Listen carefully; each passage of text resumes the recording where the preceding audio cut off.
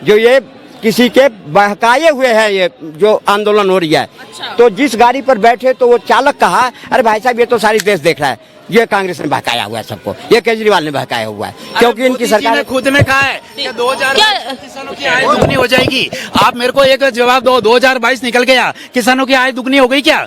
अगर किसानों की आय दुगनी हो जाती तो 750 किसान आत्महत्या करते क्या? एक बात जवाब, आप अगर किसी को मरने का शौक होता है क्या? मेरे को बात बताओ।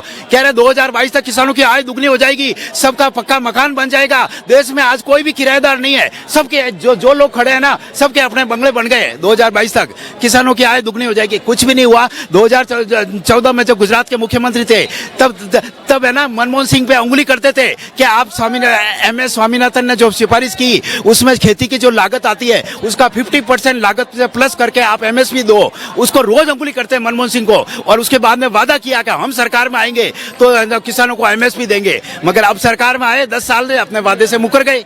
ये क्या हो रहा है? और आप कह रहे हो मोदी की गारंटी, क्या गारंटी है? आप हर बात में झूठ बोल रहे हो कि मतलब जब हम सरकार में आएंगे लाखों करोड़ों का विदेशों में काला धन है, सब लेके आएंगे। अगर वो धन आ गया तो आपके खाते में 15 लाख आ सकते हैं। अरे धन आया ही नहीं तो क्या उम्मीद करें लोग के 15 लाख आ जाएंगे? आपने तो उल्टा करोड़ों का काला धन विदेशों में और भेज दिया। विजय माल्या, मतलब मेहुल चोकसी और ये मतलब ललित मोदी वगैरह, ये कितने लोग करोड़ों का काला धन लेके विदेश चले गए और आप कह रहे हो हमारा डंका बज रहा है। अरे आपका डंका बज रहा है तो ये विदेशों में भागे, उस सरकार पर प्रेशर बना के उनको लेके आओ ना। अगर आपका डंका बज रहा है तो आपका डंका कहीं नहीं बज रहा है, कोई आपकी सुन ही नहीं रहा है, तभी तो वो विदेशों में बैठे हैं, आप उनको लेके नहीं आ पा रहे हो। इनकी पोल सारी खुल चुकी है, ये लोग सारा EVM के बल पे जीत रहे हैं। मैं राजस्थान से आया हूँ, राजस्थान में विधानसभा चुनाव हुआ, टोटल वोट पड़े 3 करोड़ 96 लाख और EVM के अंदर काउंटिंग कितनी हुई? 4 करोड़ 50 लाख। अब इनसे पूछो 54 लाख वोट एक्स्ट्रा कहां से आए?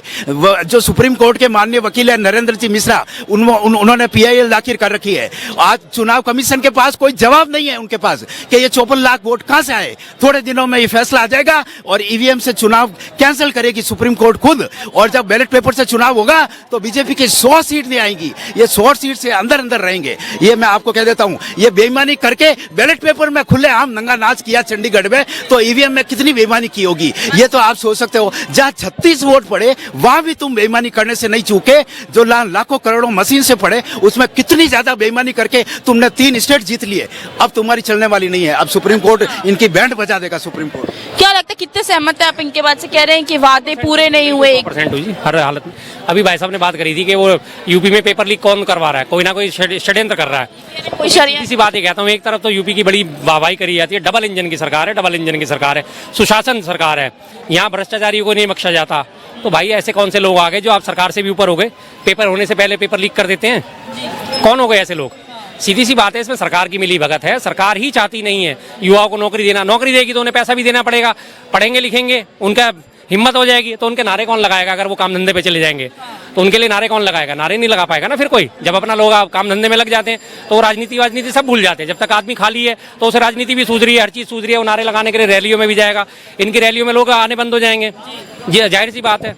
और पिछले साल इन्हीं की बात करता हूँ मैं यूपी की, कि चलो इस साल तो चुनावी इन्होंने साल बता दिया कि चुनावी साल है इसलिए ऐसी हरकत हुई है। पिछले से पिछले साल जो लेखपाल की भर्ती हुई थी यूपी में, याद है? एक बकायदा वीडियो जारी हुआ था लड़के का, मुझे लेखपाल की नौकरी मिल गई और मैं बहुत खुश हूँ। उसके बाद जब उसकी जांच पड़ताल हुई वो पता चला उसे ना कोई नौकरी मिले, ना उसने फार्म भरा था, ना कुछ भरा था। उसके बाद जब उसकी धरपकड़ चालू हुई तो वो पता चला वो नेपाल जाके छुप के बैठ गया था। इस तरह के फर्जी विज्ञापन दिए गए थे, जबरदस्त तरीके से खूब चलाया गया था लोगों ने। लेखपाल की भर्ती हुई, मुझे लेखपाल की नौकरी मिल गई, ना वो लेखपाल की नौकरी निकली थी और ना उसके पेपर हुआ, ना उसका कुछ भी कंडक्ट हुआ, और वीडियो जारी कर दिया गया लेखपाल की भर्ती में मुझे नौकरी मिल गई, मैं इस सरकार में बहुत संतुष्ट हूँ। तो वो हालत तो इनकी है। झूठे वादे करने पड़ते हैं, झूठे इन्हें काम दिखाने पड़ते हैं कि हमने ये कर दिया, हमने वो कर दिया। इतनी बड़ी झूठी सरकार, इतने भुलक्कड़ प्रधानमंत्री हमारे। लोकसभा में निर्मला सीतारमण जी कह रही थी हमने 3 करोड़ गरीबों को पक्के मकान दे दिए। अगले दिन ही मोदी जी का भाषण था, मोदी जी के जवान पे आ रहा है हमने 4 करोड़ लोगों को पक्के मकान दे दिए। एक ही दिन में 1 करोड़ मकान रातों रात बन गए। या तो निर्मला जी झूठ बोल रही हैं या मोदी जी झूठ बोल रहे हैं, दोनों मिलकर ही झूठ बोल रहे हैं। काउंटिंग तो किसी ने नहीं करी कि दिया क्या था वास्तव में।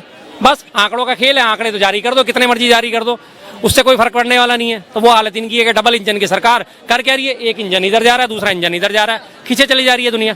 जी अभी सर जी बोल रहे हैं कि यूपी में पेपर लीक हुआ है। मेरा कहना, हमारे करीबी SDM होने के बाद राजस्थान में कांग्रेस की सरकार थी तो वहाँ पे पेपर लीक हुआ, सिलेक्शन होने के बाद पेपर लीक हुआ। तो वहाँ पे तो बीजेपी का हाथ नहीं था।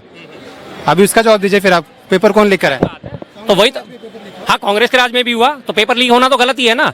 बात हो रही थी यूपी की, जाहिर सी बात है कांग्रेस में भी गलत हुआ, गुजरात में भी गलत हुआ, गुजरात में भी पेपर लीक हुआ, वहां भी गलत हुआ, जहां भी मध्य प्रदेश में हुआ वहां भी लीक हुआ, वहां भी गलत हुआ। मैं इस बात से सहमत हूँ, जहां भी हो रहा है गलत हो रहा है। आप जैसे युवाओं का भविष्य इस चीज पे डिपेंड करता है भाई।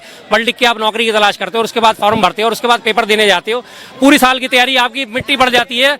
और हर बार ये नहीं हो सकता नहीं। राहुल गांधी कह रहे हैं कि युवा को गुलाम बनाना हाँ, देखो, हाँ पहले सुन लो। मध्य प्रदेश में किसकी सरकार?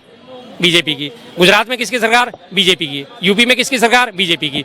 3-1 से अगर पल रहा तुम्हारी तरफ घुस रहा है तो भाई हम क्यों नहीं तुम्हारे ऊपर उंगली उठाएंगे? बताइए। हमने राजस्थान को एक्सेप्ट करा, बिल्कुल करते हैं, मानते हैं इस बात को। जब लेकिन 3 राज्यों में तुम्हारे तो उधर जा रहे हैं, तीनों बीजेपी शासित राज्यों में तो आंख मूंद लेते हो। राजस्थान आपको फौरन याद आ जाता है। आपको याद चारों चीजें आनी चाहिए। बात कब उठती है?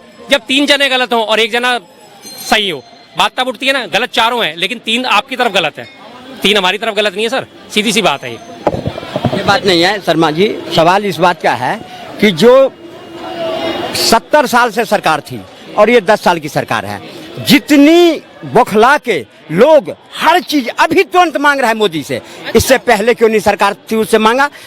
इसी 10 साल के अंदर हर युवा चाहता मुझे सरकारी नौकरी मिल जाए, हर नहीं निकल रही है ना। हर युवा चाहता है सरकारी नौकरी मिल जाए, हर गरीब चाहता है हम तुरंत अमीर बन जाए, हम हवाई जहाज पर चले जाए। ये सब काम जहाँ 70 साल से दीमक की तरह देश को खोखला कर रहा था, तुरंत उसको 10 साल के अंदर जितना मोदी जी ने ठीक किया है, वो कांग्रेस को 10 साल के जितना किया ना, कांग्रेस को करने में 100 साल लग जाते। अच्छा, राहुल गांधी कह रहे हैं कि युवा को गुलाम बनाना चाह रहे हैं मोदी। कौन कर रहा है? राहुल गांधी जो कह रहे हैं, उनकी मानसिकता देश के प्रति होता तो ये सब बात बोलता।